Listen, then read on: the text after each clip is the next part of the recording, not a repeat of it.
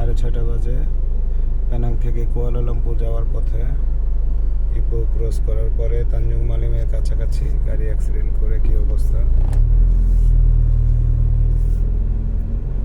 আল্লাহ সবাইকে রক্ষা করুক, মাফ করুক।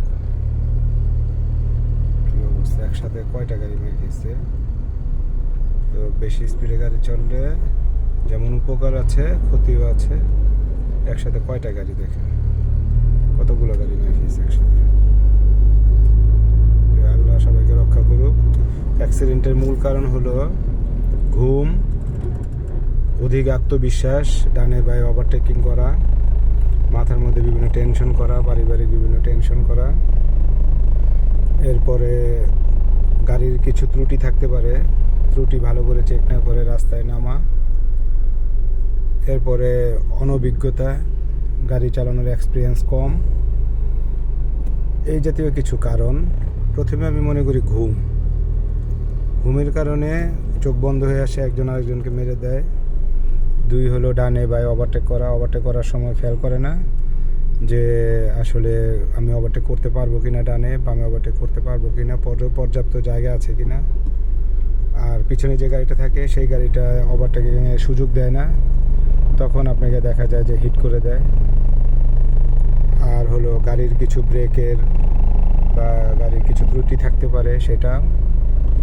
আরেকটা হলো অনভিজ্ঞতা, হাইওয়েতে গাড়ি চালানো, লোকালে সে গাড়ি চালানোর যে পর্যাপ্ত যে অভিজ্ঞতা, এই অভিজ্ঞতা না থাকার কারণেও এই ঘটনাগুলো ঘটতে পারে।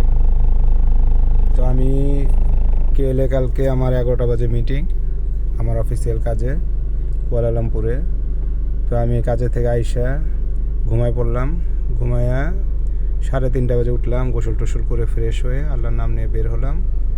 এরপরে আপনাকে নেসকপি খাওয়া, মালয়েশিয়ার নেসকপি একটা আছে, অরিজিনাল নেসকপি। এটা খাইলে দেখা যায় যে ঘুমটা একটু ক্লিয়ার হয়, ঘুমের জন্য উপকারী, ঘুমটা কম হয়, মাথাটা ক্লিয়ার থাকে। তো ঘুমটা হয়েছে, আবার নেসকপি খাইলাম। গাড়িটারি মোটামুটি ঠিক আছে, 2000 সিসি গাড়ি। তো আমি 1 লেনে চালাচ্ছি, একদম বামে নিয়ে 1 লেনে 1 গতিতে 100, 110, 90, 100, 110 এইভাবে চালাচ্ছি আর কি। তো আল্লাহর রহমতে আল্লাহ যদি রক্ষা করে। তো সবাই সাবধানে গাড়ি চালাবেন, ঘুম নিয়ে গাড়ি চালাবেন না, অধিক আত্মবিশ্বাস নিয়ে ডানে বামে ওভারটেক করবেন না।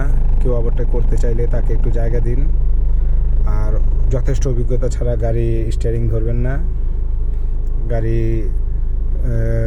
রান করার আগে গাড়ির tyre, brake, accelerator, looking glass এগুলো অ্যাডজাস্ট করে নেবেন, এগুলো ঠিক আছে কিনা দেখে নেবেন।